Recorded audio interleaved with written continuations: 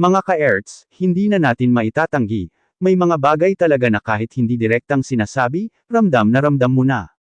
At ito na nga, usap-usapan ngayon, ano nga ba talaga ang nangyayari sa likod ng mga ngiti at katahimikan?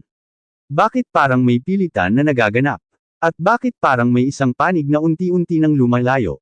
Alam nyo, minsan hindi mo kailangan ng malinaw na sagot para maintindihan ang sitwasyon. Kasi yung kilos, yung energy, at lalo na yung pagkawala ng gana, iyan ang pinakamalakas na ebidensya na may nagbago na. Hindi mo man marinig, pero mararamdaman mo. Hindi man aminin, pero makikita mo. At kung totoo man na may mga pagkakataon na pinipilit pang buuin ang isang bagay na halatang hindi nabuo, tanong ko lang, para saan pa? Para kanino pa? Dahil ba sa pressure? Dahil ba sa expectations ng ibang tao? O dahil umaasa pa rin kahit malinaw na wala na? Mga idol, hindi masama ang umasa. Pero ang masakit, yung umaasa ka sa isang bagay na unti-unti nang kumakawala sa'yo. Yung tipong ikaw na lang ang lumalaban, habang yung isa tahimik nang sumusuko. At doon pumapasok yung tanong, hanggang kailan kakakapit? Napansin nyo ba? May mga pagkakataon na mas maingay pa ang katahimikan kaysa sa kahit anong salita. Yung tipong walang sinasabi, pero ang dami mong naiintindihan. Yung dating sabay, ngayon parang may distansya na. Yung dati kusa, ngayon kailangan na pilitin. At eto pa ang mas mabigat, kapag ang isang tao ay hindi na nagpapakita ng interes sa dati niyang ginagawa, hindi na ganoon ka-present, hindi na ganoon ka-engaged, hindi ba't senyales na iyon? Hindi man diretsahang sinasabi, pero parang unti-unti na siyang nagpapalam. Masakit tanggapin, pero minsan ang totoo, hindi lahat ng sinimulan, matatapos ng magkasama.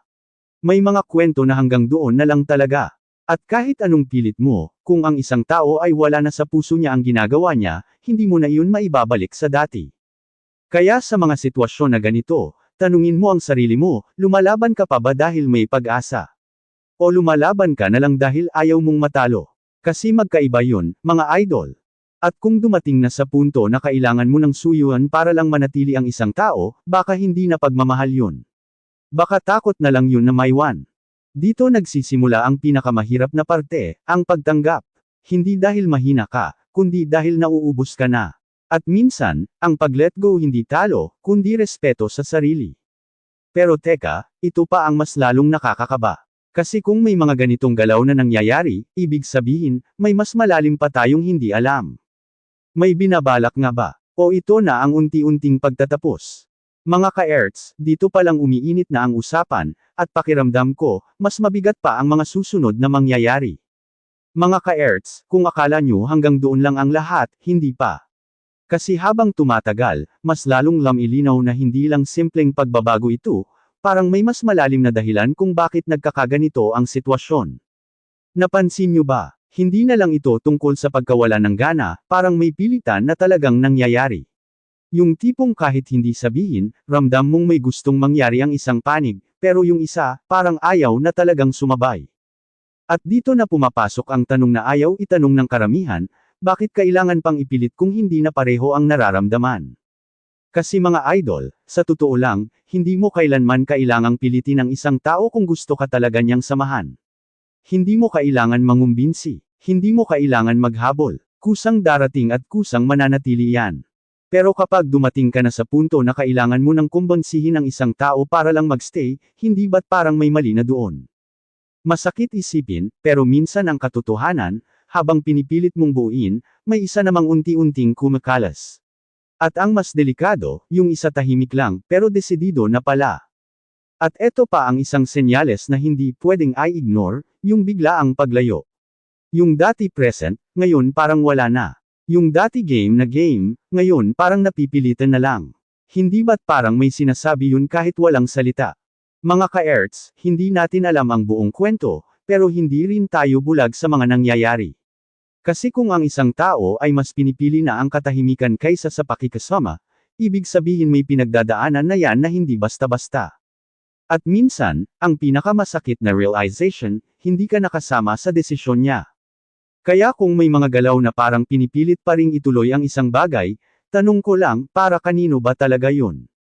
Para sa sarili? Para sa fans? O para mapatunayan lang na kaya pa? Kasi kung ang isang bagay ay kailangan ng pilitin para lang magmukhang buo, baka hindi na talaga buo yun. At eto ang mas lalong nagbibigay intriga, paano kung may desisyon na pala na hindi pa sinasabi sa publiko? Paano kung may plano na pala na unti-unti lang ipinapakita para hindi masyadong mabigla ang lahat? Doon na papasok yung salitang, move on. Hindi dahil gusto mo, kundi dahil kailangan na.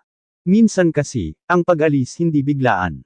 Dahan-dahan yan. Hanggang sa isang araw, wala na talaga. At kapag dumating ka sa punto na iyon, kahit anong pilit mong ibalik, huli na ang lahat. Kaya ngayon, habang maaga pa, marahil ito na yung panahon para tanungin ang sarili, ipaglalaban pa ba, o tatanggapin na lang? Mga ka-Erts, ramdam ko, hindi pa ito ang dulo. Kasi kung ganito nakabigat ang mga senyales, ibig sabihin may paparating pang mas matinding revelation.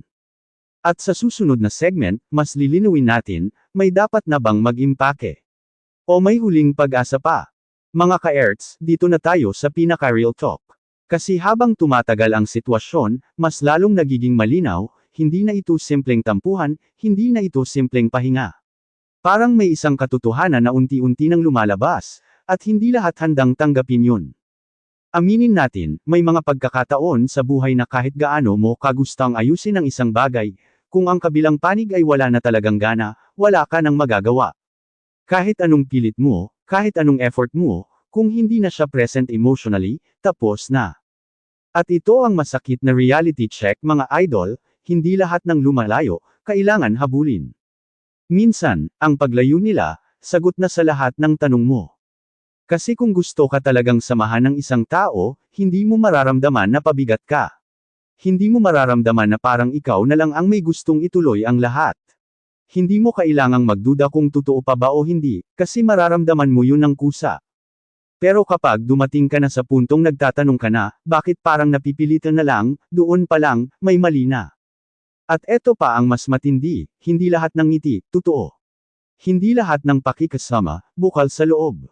Minsan ginagawa na lang dahil kailangan, hindi dahil gusto. Kaya kung may mga eksena na parang pilit na pinagsasama ang dalawang tao, pilit na binubuo ang isang kwento, tanungin mo sarili mo, totoo pa ba yun?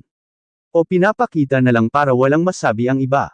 Masakit isipin, pero may mga bagay na kahit gaano kaganda sa simula, hindi talaga meant magtagal. At eto na yung pinakamabigat na tanong, hanggang kailan ka kakapit sa isang bagay na unti-unti ka nang binibitawan? Kasi habang pinipilit mong manatili, ikaw naman ang nauubos. At hindi mo napapansin, ikaw na pala yung nasasaktan, habang yung isa matagal nang nakamove on. Mga ka-Erts, hindi kahinaan ang pagbitaw. Mas mahirap nga yun kaysa sa pagkapit. Kasi doon mo inaamin sa sarili mo na wala na talaga. At kung dumating na sa punto na parang kailangan mo nang mag-impake, hindi lang literal, kundi emotionally, baka iyon na ang sign na dapat mo nang piliin ang sarili mo. Hindi mo kailangang manatili sa sitwasyon na hindi ka na pinipili. At tandaan nyo to mga idol, ang pagmamahal hindi pinipilit, kusang ibinibigay yan. Kung kailangan mong habulin, kumbonsihin, at pakiusapan para lang manatili ang isang tao, baka hindi na yun pagmamahal. Baka takot na lang na maiwan. Kaya ngayon, nasa punto na tayo ng desisyon. Hindi na ito tungkol sa kung anong gusto mo, kundi kung anong deserve mo. At sa susunod na segment, mas lalong lalalim ang usapan. Kasi may mga tanong na kailangan ng sagutin, tuluyan na ba itong matatapos? O may huling baraha pa? Mga ka-Erts, kumapit kayo. Kasi papunta na tayo sa pinakamatinding bahagi. Mga ka-Erts, kung kanina puro senyales pa lang, ngayon parang unti-unti nang nagiging malinaw ang lahat. Kasi sa dami ng nangyayari, sa dami ng pagbabago, hindi na ito basta haka-haka lang, parang may direksyon na ang takbo ng kwento. At aminin natin, may mga pagkakataon talaga na kahit hindi pa sinasabi ng direkta, alam mo na kung saan papunta. Yung tipong hindi na pareho ang effort, hindi na pareho ang energy, at higit sa lahat, hindi na pareho ang gusto. Doon pa lang, alam mo na, may matatapos. Kasi mga idol, ang isang bagay na dati ay natural, kapag napilitan na, hindi na yan tatagal. Pwedeng subukan pang isave, pwedeng ipilit pansamantala, pero darating at darating ang punto na lalabas ang totoo. At eto na nga ang kinakatakutan ng marami, yung unti-unting paghahanda sa isang ending. Hindi man sinasabi, pero pinapakita na. Hindi man inaamin, pero ramdam na ng lahat. Yung mga simpleng bagay na dati ay ginagawa ng kusa, ngayon parang wala na. Yung dating may kilig, may saya, napalitan na ng katahimikan at distansya. At dito napapasok yung tanong na mabigat sagutin, may huling laban pa ba? O ito na ang dulo? Kasi kung titingnan mo, parang may isang panig na gusto pang ipaglaban, pero yung isa, parang tanggap na. At kapag dumating na sa ganung sitwasyon, mahirap na talagang ibalik. Hindi pwedeng isa lang ang lumalaban sa isang bagay na dapat dalawa kayong nagtutulungan. Kaya kung may mga galaw na parang pinipilit pa ring buuin ang lahat, baka iyon na ang huling attempt. Yung tipong sinusubukan pa, pero deep inside, alam na kung saan ito haantong. At eto pa ang mas lalong nagpapabigat, kapag ang desisyon ay hindi na lang tungkol sa nararamdaman, kundi sa kung ano ang mas makakabuti. Minsan kasi, kahit gusto mo pa, kailangan mong bitawan. Hindi dahil ayaw mo na, kundi dahil iyon ang tama. At kung dumating na sa punto na may kailangan ng mag-adjust, may kailangan ng umalis, o may kailangan ng mag-impake, hindi na iyon simpleng usapan. Ibig sabihin, may malaking pagbabago na talagang paparating. Mga ka-Erts, hindi madali ang ganitong sitwasyon. Lalo na kung maraming umaasa, maraming naniniwala, at maraming nakakapit sa kung anong meron dati. Pero tandaan nyo, hindi lahat ng maganda sa umpisa, maganda rin ang ending. At minsan, ang pinakamatapang na desisyon, ay yung tanggapin na tapos na. Pero teka, bago tuluyang mag-conclude, may isang bagay pa tayong dapat pag-usapan. Kasi paano kung may hindi pa tayo nakikita? Paano kung may huling baraha pa na pwedeng magbago ng lahat? O baka naman, ito na talaga. Mga ka-Erts, sa susunod na segment, dito na natin haharapin ang katotohanan. Walang iwasan. Walang paligoy-ligoy. Final segment na, at dito malalaman kung may pag-asa pa, o tuluyan na tayong magmo-move on. Tuldok. Mga ka-Erts, dumating na tayo sa punto na ayaw ng karamihan pero kailangan harapin, ang katotohanan. Sa dami ng senyales, sa dami ng pagbabago, at sa dami ng katahimikan, parang unti-unti nang nabubuo ang isang malinaw na kwento. Isang kwento na hindi na kailangang ipaliwanag, dahil kusa na itong naiintindihan ng lahat. At minsan, kahit gaano kasakit, kailangan mong tanggapin na hindi na lahat gaya ng dati. Kasi ang totoo, hindi naman biglaan ang lahat ng ito. Dahan-dahan yan. Unti-unti. Hanggang sa isang araw, magugulat ka na lang, wala na pala. Yung dating sabay, naging kanya-kanya. Yung dating puno ng saya, napalitan ng katahimikan. At yung dating pinapangarap ng marami, ngayon parang alaala na lang. Mga idol, ganito talaga ang realidad. Hindi lahat ng kwento may habang buhay. May mga tao, may mga samahan, na dumadaan lang para turuan tayo, hindi para manatili. At kung umabot na sa punto na kailangan mo nang magtanong kung may pag-asa pa ba, baka iyon na ang sagot. Kasi ang totoong pagmamahal, hindi mo kailangang hanapin araw-araw. Hindi mo kailangang pagdudahan. At lalong hindi mo kailangang ipilit. Kapag totoo, mananatili. Pero kapag kailangan mo nang habulin, baka oras na para tumigil. Hindi madali ang mag-let go, lalo na kung maraming alaala, maraming sakripisyo, at maraming taong naniwala. Pero tandaan nyo, hindi sukatan ng pagmamahal ang tagal, kundi kung paano kayo naging totoo sa isa't isa.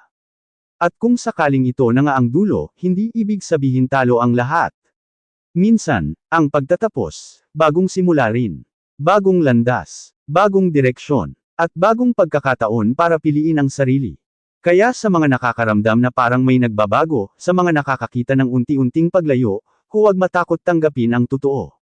Hindi dahil mahina ka, kundi dahil marunong ka ng rumspito sa sarili mo. At sa huli, ito lang ang iiwan kong tanong sa inyo mga ka-Erts. Kung hindi ka na pinipili, pipiliin mo pa rin ba siyang ipaglaban? O baka naman, oras na para ikaw naman ang piliin mo. Mga ka-Erts, maraming salamat sa pagsama nyo sa akin hanggang dulo. Kung ramdam nyo ang mensahe, huwag kalimutang mag-like, mag-comment, at mag-subscribe sa Ka-Erts TV para sa mas marami pang ganitong usapan na may lalim, may katotohanan, at may aral. Hanggang sa susunod, ingat kayo palagi. Ka-Erts, signing off, peace out.